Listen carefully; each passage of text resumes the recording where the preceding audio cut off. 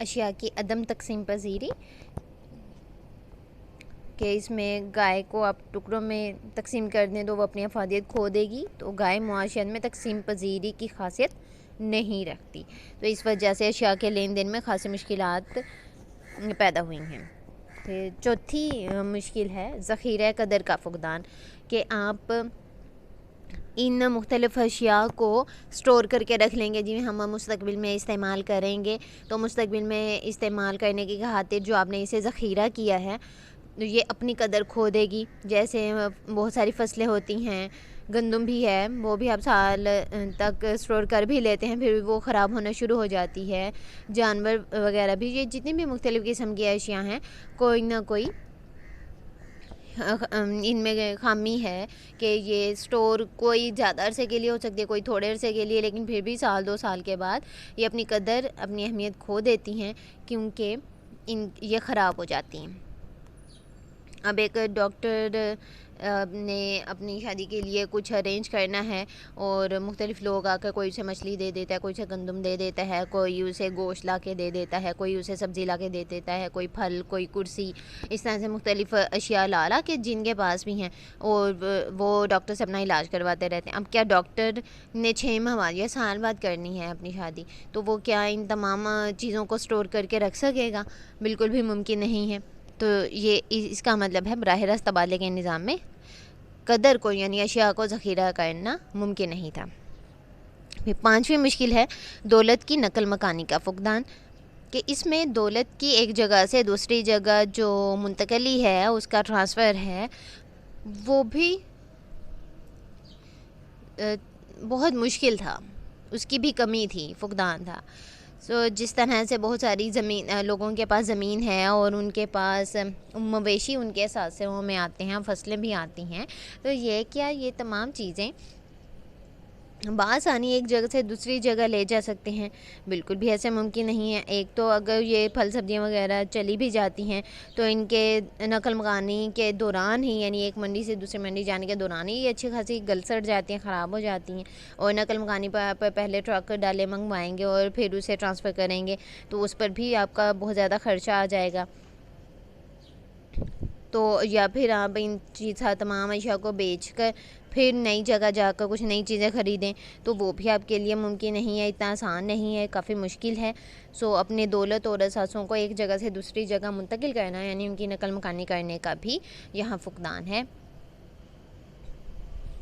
اور 6ٹھی مشکل ہے مستقبل کی ادائیگیوں میں دقت، کہ اگر کسی شخص نے آپ سے ادھار لیا تھا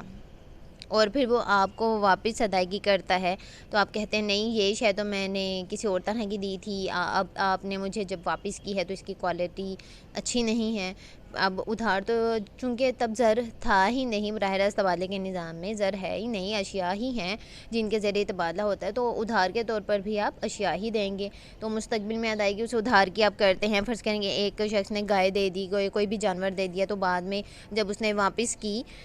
ادھار کے طور پر مستقبل میں اس کی ادائیگی کی، تو وہ کہتا ہے نہیں یہ تو پتلی ہے، میں نے آپ کو موٹی دی تھی، یہ بھوری ہے، میں نے تو آپ کو سفید دی تھی۔ تو اب گائے خدا نخواستہ اگر فوت ہو گئی ہے تو اب وہ ظاہر سی بات ہے اس کی سفید کی بجائے بھوری ہی اسے واپس کرے گا نا، لیکن وہ اگلی پارٹی نہیں مان رہی، تو اس طرح کے مسائل اور لڑائی جھگڑے بھی ہو جاتے ہیں۔ تو مستقبل کی ادائیگیوں میں کافی دقت کا سامنا کرنا پڑتا ہے۔ 7ویں مشکل ہے کہ جس طرح سے مستقبل کی ادائیگیوں میں دقت ہے، یعنی مشکل ہے، دقت لفظ کا مطلب ہوتا ہے مشکل، بالکل اسی طرح حکومتی وصولیوں کے حصول میں بھی کافی دقت ہے۔ حکومتی وصولیاں یعنی حکومت کو جو ہم ٹیکس پے کرتے ہیں، حکومت کو ٹیکس حاصل کرنے میں، ٹیکس جمع کرنے میں بھی کافی مشکل کا سامنا کرنا پڑتا ہے۔ اب حکومت نے ٹیکس وصول کرنا ہے تو کوئی حکومت کو بھینس دے دے، کوئی گائے دے دے، کوئی گندم دے دے، کوئی سبزی دے دے، تو اس طرح سے مختلف اشیاء دیں گے تو یہ تمام اشیاء اور چیزیں تو گل سڑ جائیں گی۔ پھر سے وہی بات کہ ان کا کافی نقصان کا سامنا کرنا پڑے گا، اور ان کو اگر ذخیرہ کر کے بھی رکھے تو کافی خرچہ ہوگا۔ تقسیم پذیری اور دو طرفہ عدم مطابقت کا نہ ہونا، ذخیرہ قدر کا نہ ہونا، یہ تمام ایسی مشکلات ہیں جن کی وجہ سے مزید مشکلات جنم لے رہی ہیں۔ جو بنیادی مشکلات ہیں وہ تھیں دو طرفہ عدم مطابقت کا نہ ہونا، عدم تقسیم پذیری اور ذخیرہ قدر کا نہ ہونا، ان 3 مشکلات کی وجہ سے یہ جو 6، 7، 5 یہ مزید مشکلات ہیں یہ آئی ہیں۔ یہ جو پہلی آپ کے پاس مشکلات میں ہیں اشیاء کے عدم تقسیم پذیری، 2 طرفہ مطابقت کا فقدان اور